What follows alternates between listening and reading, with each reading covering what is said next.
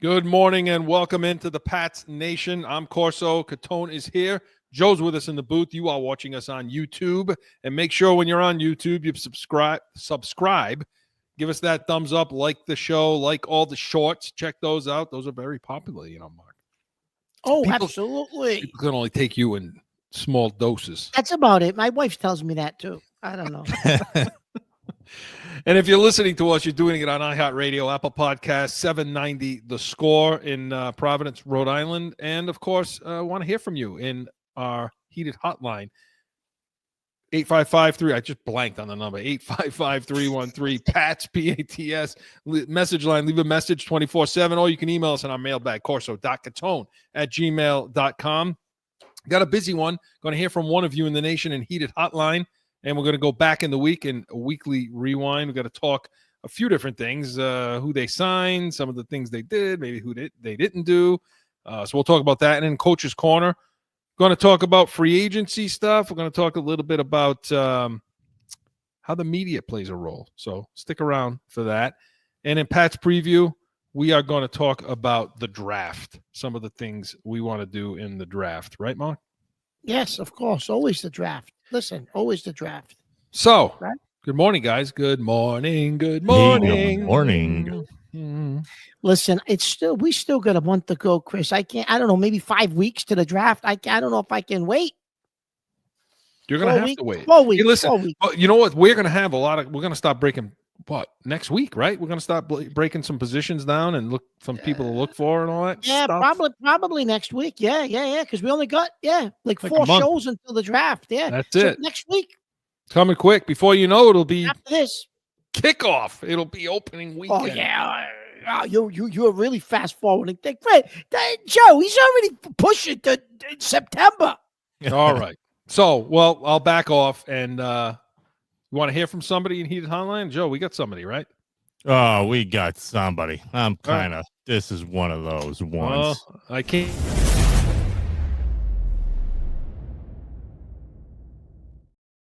This isn't Paul again, is it, Joe? From our Super Bowl friend Paul? That guy took a beating, man. Yeah. This was a random, but this was a comment coming from one of our last episodes, actually. But I got... Here's the thing. I'm going to have trouble reading this because apparently... Well, where is it, Joe? I'll pull it up, too. Is it our last show comment? Something? What is it? Yeah. What's it about? He commented on YouTube or something, right, Joe? Yes. But I had to, so he brings up a good point, I think, but you guys help me out with this. He goes, obviously calls us an idiot, or one of you an idiot. He was talking to Christopher. Had to be. Calling him an idiot, saying, asking for Vrabel to do his job and to get all the divas next time if you're going to ask him questions.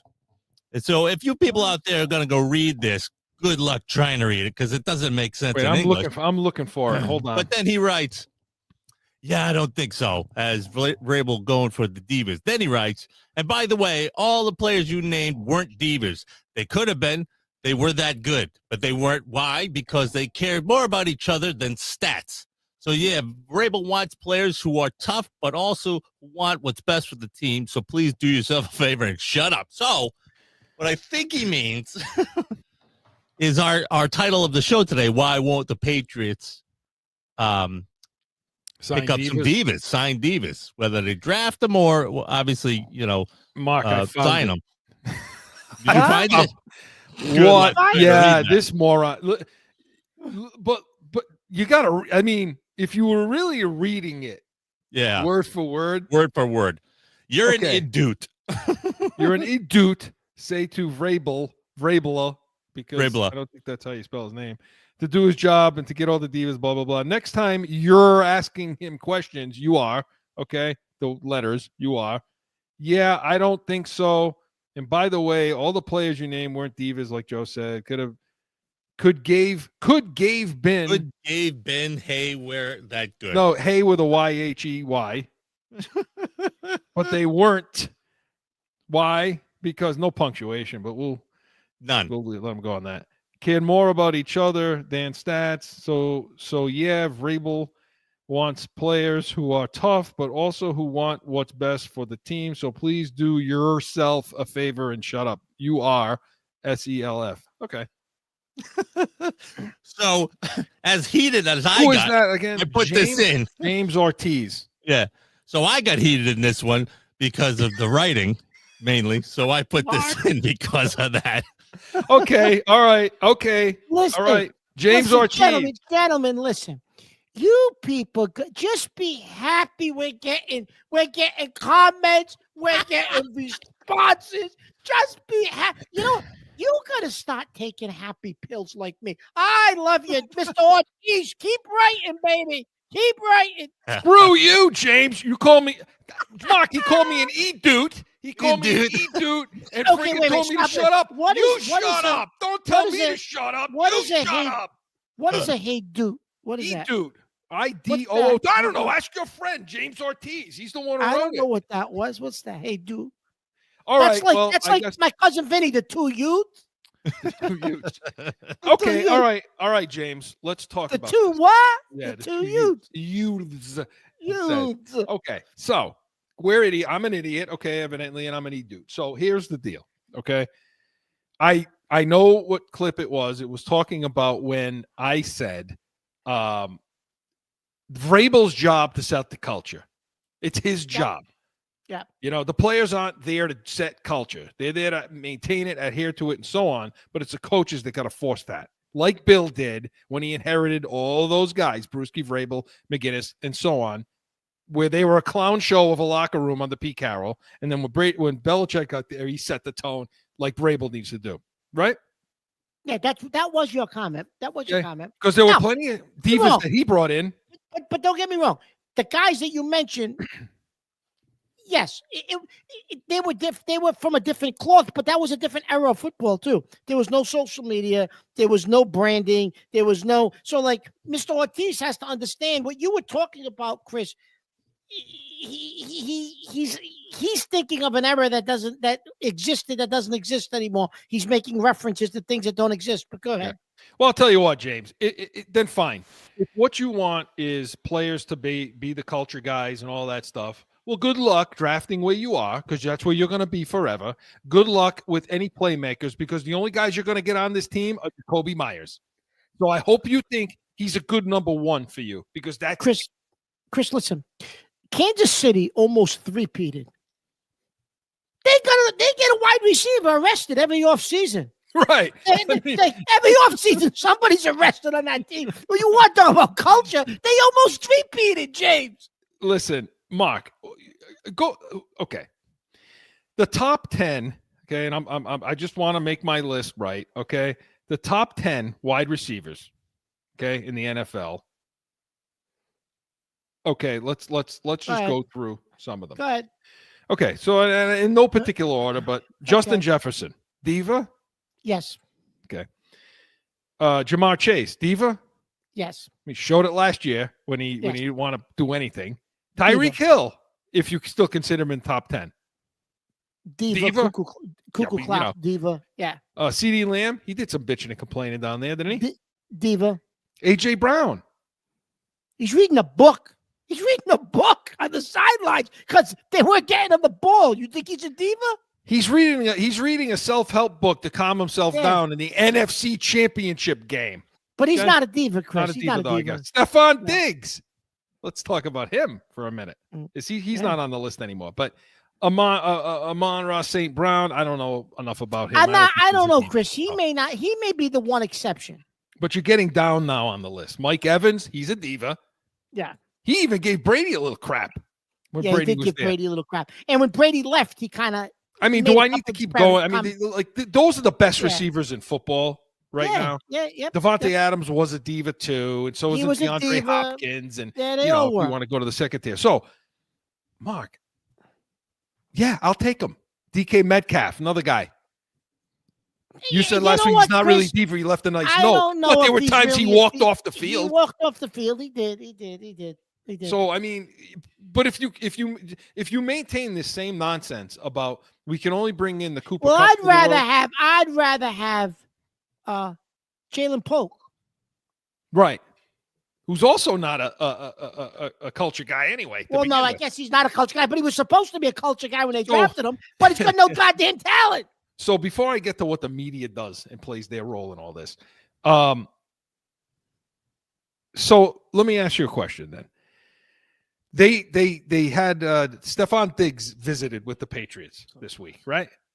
They took him to dinner. They gave him a physical and all this other stuff. Now, there has been no bigger diva for wide receivers in the NFL. Now, I like him. I do like him because I think he's a guy that'll knock guys around in the locker room. He wants, like all these guys, they want to win. They want the ball and they want to affect the game. So I don't really have a problem with any of them. Yeah. Now, however, but what about culture? All I heard about was culture, Mark. Why is this guy in town? Well, so, Chris, if you listen to the comments from C.J. Stroud from last year. You choking? What are you, all right over there? Do we need to call? Listen, if you listen to the comments from C.J. Stroud from last year with the Texans, though, Chris, he paints a different picture of Diggs based on all the comments he made about what a great teammate he was. So maybe now that he's a little older, maybe he's developed leadership qualities. He wants to build young guys and bring a locker room to try to win a championship because he still has never won a ring, right? But was he a diva when he was the number one receiver? Yeah. Absolutely. You remember the fiasco he caused in Buffalo because he felt they weren't getting on the ball enough, remember? Listen, just because you're a diva doesn't mean you destroy the team. Like I'll take Diggs. Not now, but I'll take Diggs then because he cares about what they all care about. When they want the ball because they want to win, they want to affect the game. And when they got guys around them that aren't putting their blood, sweat, and tears in, which I would say many of the guys don't, they get pissed off. They don't like it. And when they see management not putting in the blood, sweat, and tears that they put in, nobody says this part. When they see management not coming to not coming to bat and doing the right thing, they get pissed off, Mark. And I don't blame them. Chris, this goes back. You want to talk about divas? This goes all the way back to the day when the comment, the whole phrase was started by Keyshawn Johnson. Give me the goddamn ball. Right? Remember that he coined that phrase? Give me the damn ball. It was on the front page of the New York Post when he was with the Jets. Right. These divas, that position, they've always been divas, Chris. That's who they are. So you're right, Chris. You want them? Or wait a minute. I'm sorry. You want Kendrick Bourne? Right. You want who do you want? You want these guys? Who do you want? You want Nelson Aguilar? You're going to get $13 million for Nelson Aguilar. What do you want? Right. And Mark, talking about the media there. Okay, nothing. I went off the other night when you and I talked on the phone. The whole region. I'm saying it. I don't care. The whole freaking region is archaic. Joe, mute him. The whole region's archaic. Yeah. They're all singing to the same bullshit, Mark. They were all singing the same crap. Okay? Tom Curran. Get the hell. How about Phil Perry? How about this guy? And I like Perry, NBC Sports Boston. First, he said, if you remember a few weeks ago, DK Metcalf's not a fit. He's not a fit for this team. He doesn't run good routes. He won't fit in McDaniel's system. A couple of days ago, I don't know why they wouldn't have been in on DK Metcalf. Well, I know why they're not in on him, because it's a culture situation. They don't want to bring a guy, and he and Curran are going back and forth. Looking each other's ass, licking the owner's ass about, or the culture. They don't want to bring guys in that are off the rails. You're off the rails. I don't care. They don't want to bring guys in that are going to disrupt the room, Mark. This is the rhetoric that you're hearing out there. This archaic stupidity. Okay. And what do you think Bob Kraft's sitting there saying? He's sitting there saying, good.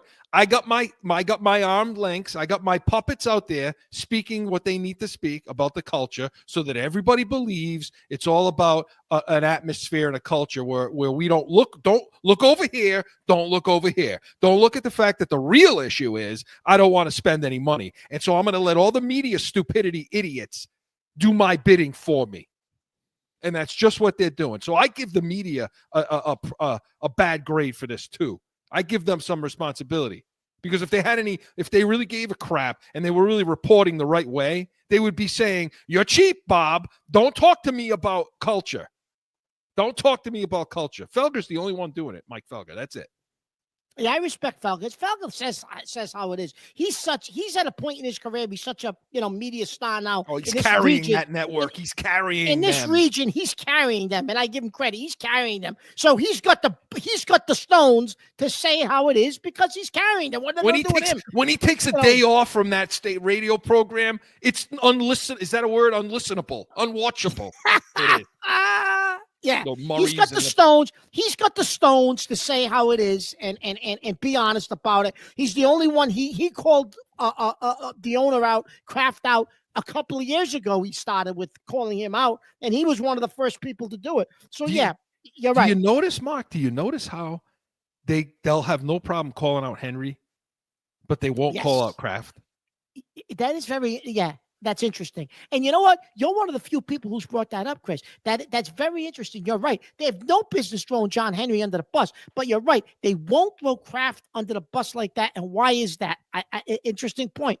Very interesting point, Chris. But listen, getting back to this whole diva and listen, you said he's cheap. Listen, look at the contracts. Oh, he spent money this free agency. So no, he didn't. Listen. By the way, we like him as a person. We like Mr. Kraft as a human being. I absolutely do. Okay, listen, so let's just, Chris, the corner he signs, it's really a 2-year deal. Yeah. Like $37 million. It's not a 3-year deal worth the money. He supposedly got $60 million. It ain't a $60 million deal. It's a $37 million. He'll never see the last year of that contract because they're going to have to sign Gonzalez. So it's a 2-year, $37 million contract. Milton Williams, there's incentives. There's things about percentage of games played. There's all kind of things in that contract, Chris. It's ridiculous. And he signed it because they gave him guaranteed money, but he's never going to see all the money in that contract either. All these contracts, Chris, ended up being typical Patriot contracts, but yet they kept blaming Belichick whenever they did these deals. Well, that was Bill that did that. No, it was Kraft because they're still doing it, Chris. They're the same thing. And we'll go on a break, but the last thing I want to say, just to make my point, this is what Tom Curran wrote this week. The Patriots were exceedingly wary of the negative impact a demanding veteran wideout would have on May. That's a crap. Listen, that's a crap of bullshit. As a result, they weren't in the game on talented guys like DK Metcalf and Devontae Adams. The guy they loved, Chris Godwin, signed with the Buccaneers. So this is a puppet. Everybody out there, this is somebody doing the bidding of the owner. There it is in black and white. There it is. That's somebody who's coming to bat for the owner to mask it. That's such BS. If that's the case, then Drake May's not your quarterback. Then get him out of here. Get him out of here, then. Hey, Tom, I want to read an article that tells me the way it really is. I want somebody to be in that stupid press conference they had a week ago and ask them the question flat out. Yeah, great. I see all the guys up there. Welcome. Why isn't DK Metcalf? Why wasn't a call made? Why wasn't a call made, Vrabel? Why? Elliott, why? Chris, did you see that press conference? That was a press conference that losers have. Losing organizations and losing teams. They made a bunch of fools of themselves. That's what losing organizations do. They have a press conference to introduce your free agents like that. Are you kidding me? Put them give them uniforms, get them ready to play, and put them on the goddamn field. That's what losers do. Yeah. Bring all the puppets in, pull your pants down for the owner, and everybody have a wonderful day. That's what that crap was. So, hey, thank you for the comment in the was it James? Thanks for that comment. We got a lot out of that. And maybe you want to sit down for a minute and spell check once in a while. Yeah. Try that. I mean, come on. Heated Hotline was presented by Corso and Catone. The Real Deal New England Field Saturdays, noon Eastern. Hey, we got it all. We got Catone's comments. Look at him. He never shuts up. We got Catone's comments. We got B's and C's. We're going to talk NCAA. But when we come back, what are we doing, Joe? We're going to go back in the weekly rewind. No flipping.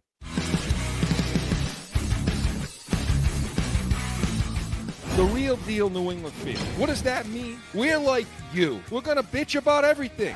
My opinion, our draft, the good, the bad, it was ugly. These people, Mark, drive me freaking insane. Bananas. It's so frustrating and aggravating.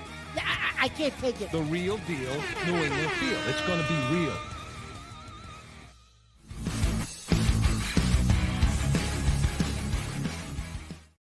Back in with more Pats Nation. All right.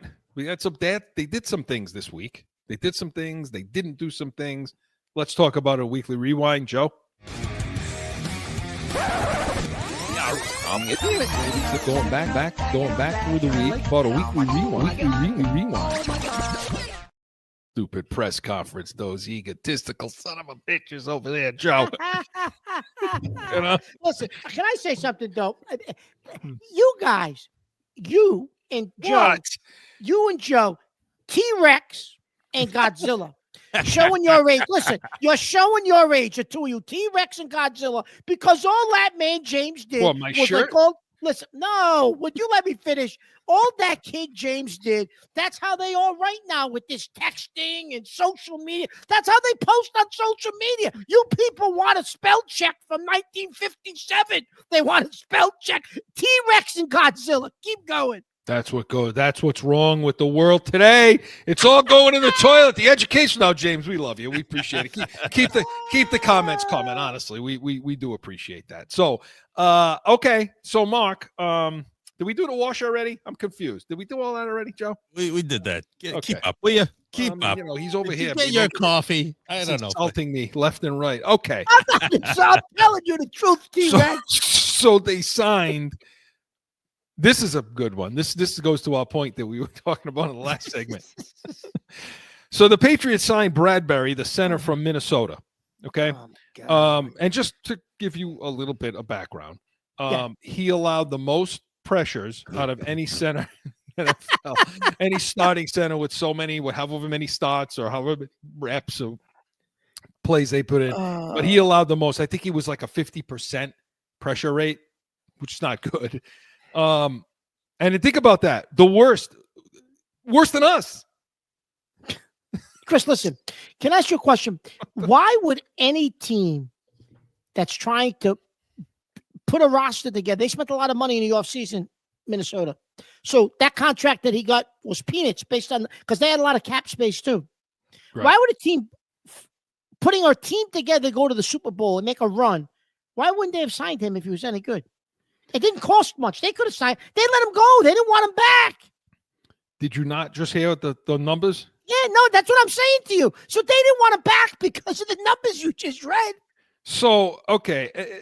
What I'm trying to look up is how old David Andrews is, you know? Because and listen, if Andrews announces his retirement tomorrow. He's 32, okay. Okay, fine. If Andrews announces his retirement tomorrow, okay, so we understand then why, whatever. Then why didn't you just let him retire? I mean, why do you need That's to what I'm saying, him? Chris. So I don't understand what that was for. At some point it's going to come out by releasing him. He wasn't happy about it. He was on a podcast. At some point, Chris, it's going to come out. You mark my words. By releasing him and not letting him retire, somehow it had to save them money. Oh, it had to. It's no question. Because here's the deal. So David Andrews is 32 years old. So you took David, because I'm going to tell you right now, I think he's a better player than Bradbury. Now, I agree with that. I totally agree with that. Totally. Okay. So I don't understand the signing. What bothers, and Bradbury's 29 years old. Okay. What bothers me about this, see, this is where I have a problem with all these press conferences, these introductory problems. Say that so I won't be all filthy disgrace anymore. These introductory press conferences that they always have. So you get Vrabel up there, you get Elliot Wolf up there, even though he's scared about being at the podium, talking about we're going to do whatever's the best thing to do for this team. Kraft talking about how excited he is and he shouldn't be that excited. People telling him not to be, whatever, at the Irish coffees. So you said that, not me, last week. But so if you're going to do the best thing for the team, let me get to my point. Sorry. Why not sign the guy Minnesota signed? Why not go out and get Kelly, the center from Indianapolis, which is, and by the way, they also got Fries, the guard from Indianapolis as well. Why wouldn't you go sign him? Or I don't know if they traded for him or just signed them. I don't remember. But go after them. Cut out the middleman. Like, you're going to wait for their team to get better so you could take their suck player they wanted to get rid of. Just go cut out the middleman. Go right for the good player. Again, all points back to the money. It just all goes back to the money. I don't know what his deal was, but I think it was like. It was small, $8 million. yeah, it was But not. max of like 10 or 12, like there was some incentive. Again, Chris, max of, that means it's incentive based again, right? Incentive based. They don't want to lose. They don't want to lose a negotiation. They do not No. want to be on the other end of what they consider to be a bad contract. Nope. But welcome to the They NFL. just signed another guy, right? They signed, didn't they sign another former variable linebacker, Giddens? Yeah. Giddens. Yeah, 1 year. I think that's one of those Jackson's 1 year deals. But Chris, I am going to say this: every linebacker, the two guys he signed, Chris, Team friendly. not only are they team friendly, no, the guy from the Raiders they gave a little bit of money to, Spillane, but team friendly. Listen, Chris, no, they can set edge on the running game. They can pursue a little bit. This kid Giddens can get play coverage. They're fast. Yeah, like they're guys different. we like. They're different. Listen, they're not Greenlaw. Which still I don't understand why they let him go by. But anyway, based on the contract he got, unless he didn't want to come here. However, Can't be the injury because they just hosted Stephon Diggs. Yeah, can't be the injury. But Chris, they are getting now they are getting faster. They're getting a different type of linebacker, not Tavai, not Bentley. Bentley now, Chris, is on a workout regimen where he's trying to get faster and lose weight. I read today. Your buddy Bentley. Done. Right?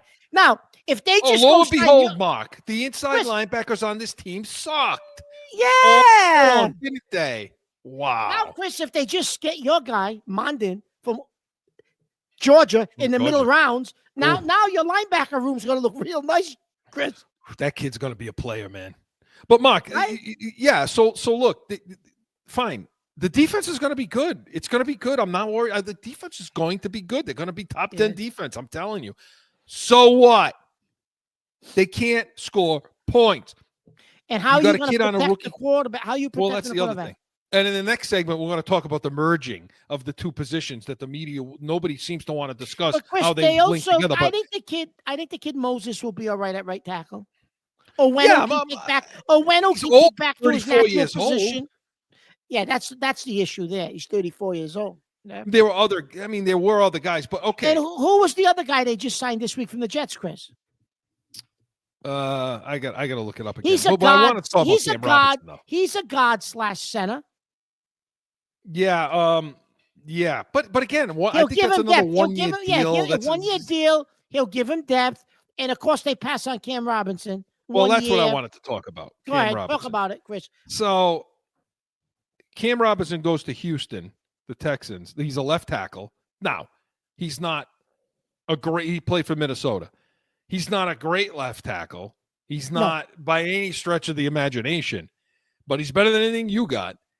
And he's a guy that he plays left tackle. That's where he plays. So, I mean, while he may not be one of the best left tackles in football, he still plays left tackle. He went to for $12 million, could be 14. He went to Houston. Chris, Houston signs a one year deal with him, a stopgap deal, because they got draft capital in the Tunsil deal. They're going to draft a tackle in the draft, and now they got this who can sit behind Robinson. Like, that's what teams that win do, Chris. Right. Not us. Right. And so, again, these are things that just keep going by the wayside. I mean, these players say, well, you need a left tackle. Well, then go sign the guy. Spend $12 million. I mean, it's okay. Fine. Do it. At least you Chris, get something there. Cooper Kupp signed after our show aired last week. So Kupp signs. After we recorded it, yeah. What was it? A 12-year deal with a max of like a 3-year deal. Yeah. 3-year, whatever. But listen. But that was the average salary per year, between like 12 and 14, say. Yeah, and I think if they had traded for him, they would have had to pay him like 16 or more. But my point is, you spent $13 million on Nelson Aguilar when you signed him. Yeah, that was a $13 million a year contract. You didn't want to give Cooper Kupp that kind of money, right? Culture. He's a culture guy. He's culture. Phil Perry. He's a culture. Tom Curran. He's a culture guy. So then, okay, let me ask you this before we go to the next.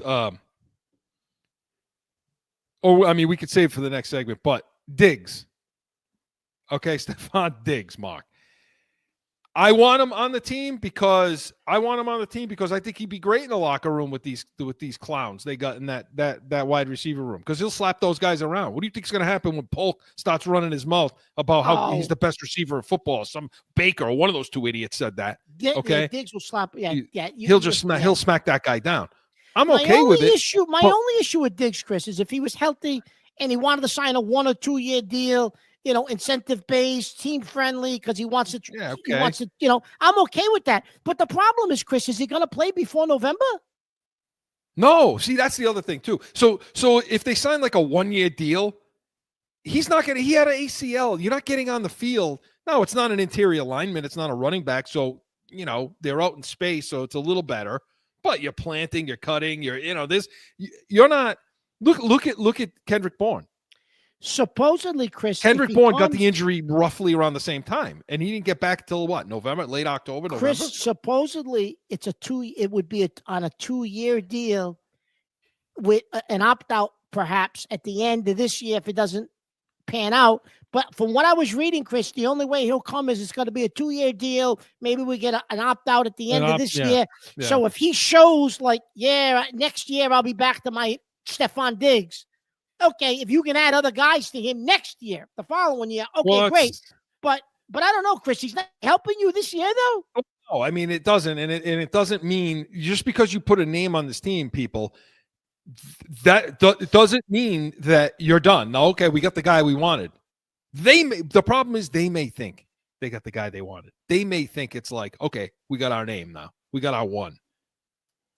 I don't put it past a one anymore, Chris. That way. But Chris, he's not. I don't think he's a one anymore. He's old now. Maybe he's a 2. He was a 3 in Houston. That's what I'm saying. He's not a 1 anymore, Chris. In our room, he's a 1 if he plays, but he's not a 1 anymore. Point is, it doesn't solve the problem, and it's hypocritical. It's hypocritical to talk culture when this guy was not really this guy was just as much of a diva as any of the other guys we talked about, DK Metcalf or any of them. It's money, period. End of story. It's money. That's what it is. That's what it's going to be. But Weekly Rewind was presented by Corso Law Group, CorsoLawGroup.com. We come back, going to go in the coach's room. Coach's Corner is next.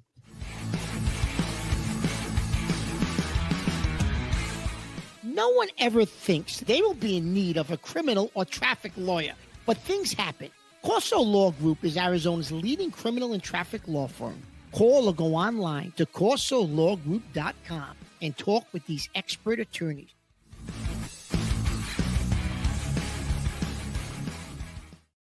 Back in with more Pats Nation. All right, Mark, we got to talk a little bit about the coaches. I want to talk about wide receiver, offensive line.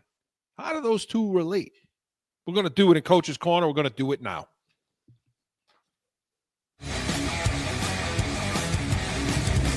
Coach's Corner. Okay, Mark. So, teased it a little bit before. So, we're talking about the wide receivers, the 2 gaping holes, wide out 1 and 2, and left tackle, the offensive line as a whole. Okay. So, you and I talked about the fact that there's a couple things I want to talk about. One, the positions, but in a second. But who are they listening to? So now, like when they go, in the next segment, we'll talk draft, but when they go to make these decisions, so as to what offensive lineman, do we want to draft one, and so on and so forth, who are they listening to? So when you talk about wide receivers, right? You're the wide receiver guy. Are they listening to McDaniels? Are they listening to Vrabel? Is Wolf the guy that's the voice? Chris, let me interject with a question that has that you can jump on board with that. Yeah. But in our last segment, when you sign somebody like Bradbury, right? Yeah. And it seems as though I'm starting to see a pattern start to develop. And the pattern that I'm seeing looks like this. Signing a guy like that looks like they're starting to fill positions by in a reactionary sort of situation instead of taking the time and being proactive to go find the right guy. Now they're just filling holes, and that's starting to seem like a pattern that, like the old regime under Mayo, or what we thought was Mayo, playing games just like that and not being able to catch up to the game. now I'm starting to see that sort of same pattern in the signing field, but like the only person still involved is Wolf in that situation. He's the common denominator, right? The owner and Wolf. Yeah, I mean, I don't think, Joe, they don't know what they're doing. This kid doesn't know what he's doing. I mean, he blamed Belichick, right, Mark? He blamed Belichick when we didn't want N'Keal Harry. That wasn't our guy. He listened to his friends instead of us. Okay, so he weaseled out of that. Jen called him a weasel. Okay, a couple weeks ago. And then he blamed Mayo. Well, they're not coaching our guys up. Yeah, last year he blamed the Joe's coaches point. for the draft This is the guy that's in the room. Yeah. And so who are they listening to at wide receiver, Mark? When they want to pick a wide receiver, who they talking to? I'm going to be honest with you, Chris. I think some of this free agency stuff, they keep talking about fit, culture, blah, blah, blah. I'm wondering, though, Chris, if McDaniel is saying to them that guy's isn't that's what I'm gonna do isn't this guy's strength. Pass on him. I'm wondering, does McDaniel have input into that? He could, Chris. But listen, I look at it like this, Chris. When they picked up Randy Moss technically didn't fit what we were running back then. He didn't. No. But guess what? You make a talent like that. Brady said, no, he's going to fit. You make him fit. Yeah. And him and Brady came up with their own signals, it was basically like they were playing sandlot football. You go to the corner and turn, and a ball will be there. Like it was like sandlot football. They were calling shit in the huddle. It wasn't brought up in the play. They were just setting their block, setting their protection, and saying, "Okay, listen." When Randy Moss came in, Belichick talked to him about cover because before that, the talent level on the team was such that teams could play cover 2. You could play a lot of zone, and you could do that against the Patriots wide receivers. Remember those receivers? We had no 6. Oh, they were great. And so, so when Moss got there, Belichick's talking to him about, well, when we this is what we do when we see cover 2, and cover 2 this, cover 2 that. Moss says, "Coach, we ain't never going to see cover 2 again. They never going to play cover. They can't. You can't play cover 2 against him. He'll just zip right through that seam, gone. He'll take a slant and he'll break that. So with seam. That said, he'll Chris, split that cover 2 and just take it all to. So they never saw cover 2 again. They adjusted. So with that said, back to your question. Yeah. Who's making the decisions at receiver? Wouldn't you think that McDaniels has to have some input, Chris? Just based on what you just described, who has that expertise and experience to say, hey, you know what I mean? I don't know, Chris. I mean, I know Vrabel makes the final decision. I get that. I don't know if Elliot Wolf, Chris, has any say anymore in okay, what receiver are we picking? I don't think he has any Probably say. Not because all the guys they've brought in so far have been Vrabel Williams, guys. McDaniel. Yeah, they have connections to all those guys. It has nothing to do with Elliot Wolf. And there are guys they have to have connections with because nobody else wants to come here. Well, that's a good point. Nobody else wants to come here. But that being said, I think they'll listen to McDaniels, especially now when you get into the draft. Obviously, they have a scouting department. They got people that have been looking at these players and so on. But the biggest problem... The way it works for the draft, right, is I think whether it's Vrabel, McDaniel, they say, hey, this is the type of player I want for this to be a slot guy, whatever. I'll just use that. Or an X, right? Coaches are saying that, yeah. Or an X, right? Coach says that. And then your scouting department, Chris, is supposed to come back and say, okay, well, here are the 4 guys. Here's our board. Here's our board for what you want for an X. And then I think they can debate which one is the then best they go and look at film. They go watch yeah. everything. If one of the coaches saw somebody they liked at some point, they can maybe bring them to the table. I get it. Free agency wise, I mean, that's different. The problem with free agency and talking to the coach, the problem with this team right now, and I'm hoping Vrabel is not this guy, but McDaniels is so happy to have the job here. He's so happy to have the job here. So, how much pushback is he going to give on them not wanting to spend money? Not much. Not much. There's not a lot of guys that will push back. The days of Pioli and those guys are gone. So not a lot of guys that are here that are going to push back. So I don't know who's making. I would hope Vrabel sees. I hope McDaniels was out of football long enough to be able to see what you need, and I hope all of them are on the same page with Travis Hunter. Well, when that comes up, which we're going to talk about in the next segment. That's going to be a huge debate, which we'll talk about next segment. Yeah. But what about the offensive line? Okay, well, before we get to the offensive line, we'll stay on receiver. Do you think Diggs? You think they should sign Diggs? Chris, they're so lacking in talent in that room. Yeah, I'd sign him. If he even wants to come there. If he wants to come here, Chris, yeah, I'd sign him. I'd take a shot. As long as it's 2 years and you have an option to get out of it at the end of this year, yeah, I'd sign him. That's how desperate you are in that room, Chris. Yeah, I sign him. Yep. Yeah. So, okay. So now if we get to... Would you? Yeah, I mean, I would sign him, but I would be careful to... I would say, hey, I wouldn't sign him to a 1-year deal. That's useless. But that's what I'm saying. It's got to be 2 years just because of the injury. Right. But I would be careful to say to ownership, hey, listen, this is not the guy.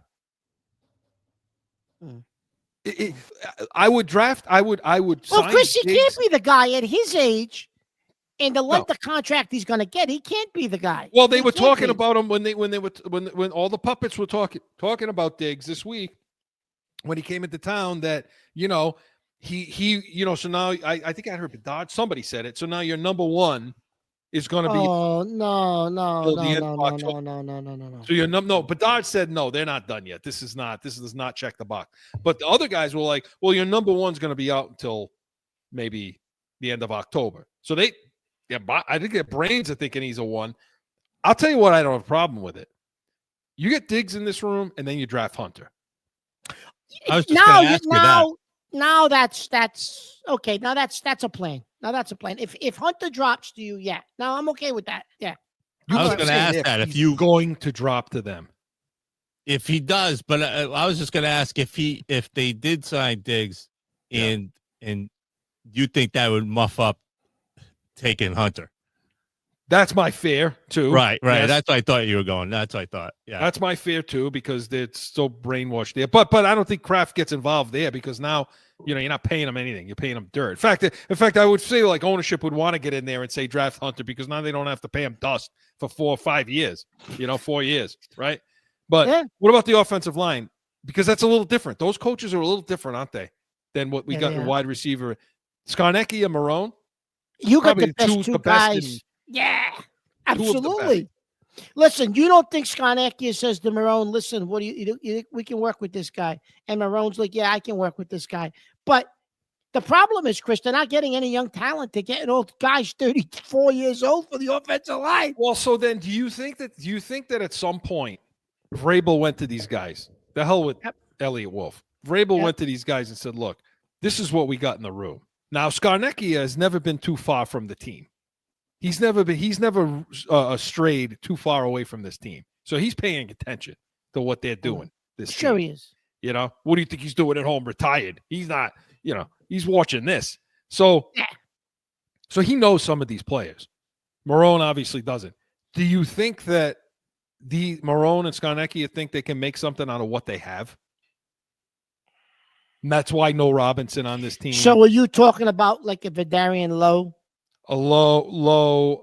So Chris, I guess Robinson if you look at guard, Chris, if you looked at if you looked at Pro Football Focus and you look at the analytics that they gather during the course of a season, Vidarian Lowe's rating when they put him in at left tackle for however number of games he played last year, as bad as you and I thought he was, and as bad as you would be screaming every Sunday. Percent hates him, man. Pro Football Focus, Chris, had him. Yeah, I know. I think either equal or just ahead of Robinson. I know. And that has to be what they're looking at. Now, because look, you if that's the case, then you're saying, all right, well, obviously the coaching staff, It's last year a million times better. And the year before that were times better. Right. So I assume they're saying to themselves, okay, I can make Wallace a player. I can make Robinson a player. I can make Cole Strange at center. We can work with Lowe, right? We could do this stuff. Mark. Chris, I think you have enough guys. Listen, I think you have enough guys with Skarnecki and Maroney, Chris. I think you have enough guys for guard, center, right guard, center, left guard, left tackle. I think you probably got enough guys in that mix that those two guys, you'll have a better offensive line at those positions without question than last year. The issue is left tackle, which was the issue last year. Right. And so, I didn't bring up the merging of the two positions. And I want to do it in the next segment because we're going to talk about the draft. Now, that being said, with the offensive line, right? Talking about that, what they think they may be able to work with. Now, in the next segment, I want to talk about bringing Travis Hunter in and how that affects the offensive line. And we're going to do that in Pat's preview. But Coach's Corner was presented by Corso and Catone, Saturdays, noon Eastern. Hey, make sure you're tuning in. We are the real deal, New England Feel. But when we come back, going to go Pat's preview. Stick around. Mark, I'm serious. I think I lost my mind. Certainly, it was an exciting show. I want Murray. What? That's crap? it. What is wrong with Get him on this damn you? show. Lost your mind tonight. That's all I have to say. Lost your mind. What are you writing now? So I'm working over here. You're talking about nonsense. I'm working. That's why we are the real deal New England Feel. It's going to be real. Back in with more Pat's Nation. All right, Mark. Yeah, let's get into the draft. Let's get into these two positions. We're going to do it in a Pat's preview. We're going to do it now. Pat's preview. Okay, so we talked a lot about who's making these decisions, right? We talked about receiver. We talked about offensive line because those are the ones that are gaping holes in this team, right? Okay. Yeah. So when we get into the draft now, and the big talk is what? Do we trade out? Do we take a tackle? Again, let's assume that I'm right, which I know I'm going to be, and that Sanders is going to go to the Giants. I hate to admit it too, but listen, the Mark, more they and more talk you themselves hear into it. story, Like they are. They're talking themselves into it. By the time the draft comes, they're going to look at Sanders like he's, I don't even know, like he's Michael Vick. I mean, with the way he moves around and all. I mean, this is. Yeah, no, you're right. You're right. So, okay. Why don't, when you're getting the analysis from, I'm calling them the puppets. When I say puppets, I mean the media over there. They're all puppets, in my opinion. When you're listening to their analysis, why is it that they separate the two spots where they say, we got to talk about the offensive line. We got to build from the inside out. Offensive line, as if they're on the field alone. But then they talk about the receivers, say, well, we got a huge hole. We need weapons. We need weapons. We need weapons. But they're all on the field at the same time, and they all affect each other, don't they? Yep. But people don't talk about that. Explain that, Christo, for our people listening to us and watching us, because I don't know if it's really explained enough to them how that it works in tandem and how getting an elite receiver will help your poor offensive line. Yeah. See, this is why I think and having a good quarterback, which I think we have. See, this is why I think Belichick and Vrabel and these guys, the coaches in the league, this is why I think they look at the media and just shake their heads and be like, people don't know what the hell you're talking about. Because, so everybody at the water cooler out there, that's in the water cooler at work, this is what you can bring to the water cooler for all your friends at work so you can look smart and know what you're talking about. He hasn't brought the water cooler up in a while. I'm glad you brought up the water cooler. But this is what we're here for. We're a water cooler show. We're here to tell you what you could go tell your friends so that everybody thinks you're smart. Here's the thing. If you have an elite wide receiver on the outside, let's just take Jefferson for a minute, okay? Yep. You understand that two things are going to happen if you're defense playing against them. One, you're done playing man coverage, okay? You're finished. So if you're Cincinnati and you got Higgins and you got Chase, nobody's playing man on those two guys. Nobody's solo one-on-one against those two guys. Why? Because they're gonna torch you all game long. So you say, well, we'll play man and bring pressure so we expose how bad the offensive line is.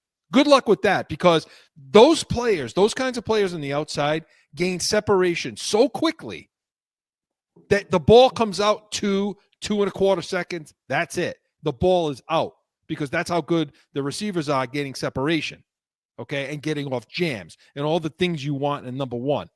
Doesn't that help the offensive line, Mark? Of course it does. Of course it does. So you're not facing blitzes. You're not facing exotic pressures, okay, where you couldn't leave your back in, because you don't need them in the pattern because you got good receivers. So you can leave the back in if you choose not to go empty, and you can have them block, and you can protect your issues on the offensive line. Simple. And but they Chris, the never ball can- merge and those the ball, Chris, together. that ball's going to fly out of there too because they're getting the separation, like you said. Yeah, he hits his foot. The receiver is separated, so that lends itself to say we go get Hunter because we know it's going to help our offensive line. The problem is this: your offensive line. How's your left tackle going to help somebody get separation? I don't care who you are. I don't care who. The best left tackle in all of football is never one-on-one going to maintain over and over and over again the best defensive end in football. You take the best defensive end in football, you put him against the best offensive line tackle. Yeah, tackle's getting beat. Period. Chris, in that Especially situation, if there's no separation and May's going to sit back there for 3 seconds. You ain't holding up. Sorry. Yeah. No, that's fine. No, and what you just described, though, Chris, you don't need an elite offensive line. You just need an offensive line that's serviceable. You need a serviceable left tackle. All those years, Chris, with Brady and what we did, Skarnecchia always made sure we had a serviceable offensive line. We didn't have elite offensive lines, but it was serviceable enough where those guys would do that. Offensive line would do exactly what you said and enable Brady to boom, but just get the ball up. Well, yeah, I mean, and that's a different situation because Brady could get away with it because Brady, you know, they didn't. It wasn't about the weapon. But my point is, Chris, even in the scenario you're describing, the offensive line just has to be serviceable. Right. Chris. It doesn't have to be a top offensive line or all pros on the offensive line. Just serviceable. I got an example for you right now. Who do we just sign at center from Minnesota? Bradbury, right? Bradbury, yep. Gave up 50% of the time he's given up pressures. Yep. Minnesota was one of the best offenses in football last year. Sam Darnold resurrected his career in Minnesota last year. Behind the center who was average, if maybe even a little below average, Chris. And why? And by the way, that's also a team that replaced their guard too. Yeah. So why did that happen, Mark? Because you had Jefferson and you had the other kid, Addison, on the other side. You got a number 1 elite receiver and you got one of the top 5 number 2 receivers in all of football. And you have a tight end. How did the Cincinnati Bengals go to the Super Bowl with that crap offensive line that they had? How'd that happen? Because of the receivers. Thank you. They had 3. They had Chase, Higgins, and Boyd. Yeah. Thank you. There you go. That's my point. So you puppets out there, when you're talking to the people, why don't you set them straight and give the whole story as to how these two positions can merge together? So, Mark, here we now are in the draft, okay? With now, free agency seems to be settled now. They didn't get Robinson. What do? What would you do? Hunter's there. Carter was taken. Sanders, the other quarterback, Cam Ward. What do you do? How do you not? You have to. If Hunt is there, Chris, you have to take him. What are you going to do? You can't pass on him. Can they? No. Are you worried about the weight, 188? Are you worried about the fact that some of these hip issues? Can he get off press? Is he strong enough to do it? Is he strong enough to lose the coverage at the top of the route where he's got to give a little, shot to get loose? Can he do it? I think he can, Chris. My only question is, you and I have talked on several occasions about, okay, but who did he play against? Did he play against any elite teams? Did he play against NFL corners, right? And in saying that, we thought that he was a unicorn and that he had some physical abilities. He was kind of freakish athletically, that he would be okay. But with that being said, Chris, you never really saw him like sprint away from somebody or hit a seam and take off for a 70, 80-yard touchdown. You didn't see that eliteness in him like a Malik Neighbors did in college, like a Brian Thomas Jr. did in college. Even the guy who had a bad year last year for a variety of reasons, even like an Adunse did in college, like Marvin Harrison Jr. did in college. Is he like Chase did it when he was in college? Jefferson did it.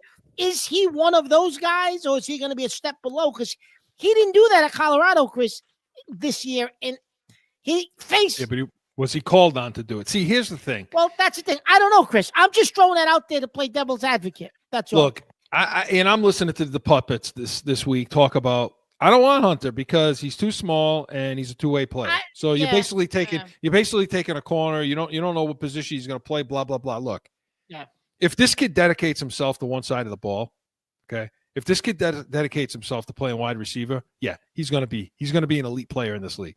I think he will be. Chris. And just by his work ethic, his competitiveness, the way he is in the locker room, he's a dog. He's a dog in every sense of the word, man. You know, listen, a dog soon to be a diva. Chris, his workout regimen is unbelievable. If you watch how he works out, I mean, so that's it. I don't want anything to do with McMillan. I don't want anything to do with this guy. Okay, his route tempos need more urgency at the snap. You know what that means? He can't get off the ball. Route salesmanship is a little inconsistent. At U of A, your route salesmanship against the garbage you played against at University of Arizona isn't good. What the hell do you think is going to happen? It's Thornton. Well, now they're saying, Chris, he ran a 4.58 40, which they said for his size was really good. People were impressed with that. I wasn't impressed. But anyway, I don't want anything to do with him. And listen, maybe he'll turn out to be a great player. I don't want anything to do with McMillan either. No. Listen, if for some reason Hunter gets drafted and he's not on the board at 4, trade down, get some capital, and then move back up into the bottom of the first round and go get the wide receiver from Ohio State. No Carter then? No Carter. Well, all right. All right. Well, look, either Hunter or Carter. Well, I guess if Hunter's not there, Carter's there. So I guess it can happen. I guess Cleveland could take Carter and Giants could take Hunter. But why would they take Hunter with Neighbors and Hyatt and Slayton? I know they won't. They won't. Okay, so listen. So if Carter's on the board, do you take him? Yeah, you have. The two best players in the draft are Carter and Hunter. Yeah. And I'm not going to be that team again. I'm not going to be those guys again that's looking at a player excel somewhere else and say, why didn't we take McConkey? Why didn't we take McConkey? I agree. I agree. You got to take Carter. You're right, Chris. I'm playing games. If Carter's there, you take Carter. You take Hunter. Those are the two guys at 4, Chris. If either one of them's there, you take them. Here's my question to you. If this were last year's draft, where would Hunter rank with receivers? He wouldn't have got drafted ahead of any of those. He wouldn't have got drafted ahead of Neighbors. He wouldn't have got drafted ahead of Dunsey. He's the Heisman Trophy winner. Let's be everything equal. Let's say Hunter's the Heisman Trophy winner still, though the hype would have been there still. He would have got drafted after a Dunsey and before Brian Thomas Jr. I think he goes 3. I don't think Marvin Harrison Jr. was going to move at all, and I don't think Neighbors was going to move at all. But I think Hunter would have gone 3rd. Okay, maybe. I think so that's because of that hype. Okay, so that's a possibility. How about Campbell? Maybe you'd flip-flop them. However, you know what I thought of Brian Thomas Jr. going into the draft. But anyway, that's you. Him. Well, okay. But so I mean, we could talk about the offensive line next year, but Carter's the same situation. Would Carter have been the number 1 guy? I don't know. I forget, Chris, who went last year on defense. High. Oh, you had I forget. I'll look. For next week, we'll talk about that. But the point is, you just brought up. Let's talk about that next week because we're going to talk about prospects next week. Let's talk about that. My point is this: it's a down draft. I get it. It is. But the bottom line is, Hunter and Carter are the 2 best available players of the draft. That's who you take. Period. And by the way, Hunter's a need, so it fits both things, right, Mark? Absolutely, Hunter's a need. Listen, either one of them's there. Take them. That's it. So. We'll talk more about it next week, but the Pats Nation was presented by Corso and Catone, the real deal, New England Feel, Saturdays, 12 Eastern. Hey, we have the Yankees, Red Sox, B's and C's, of course, Catone's comments. And next week, come back to this show, 8 to 9 a.m. Eastern. We're going to have more on free agency. We'll talk more about what we're just talking about with these guys in the draft and so much more. We are the Pats Nation. Hey, enjoy your Sunday.